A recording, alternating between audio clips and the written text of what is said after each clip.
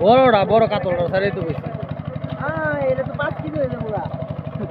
5 KG 4 KG লাভ মারবো ও বড় লাভ মারো কত সারে দে কত সার কত সার না না ও মাঙ্গে কত সার কত সার দি মানে তোমার ও বড় কত সার তো কত গলা হানি মাঙ্গের ভূত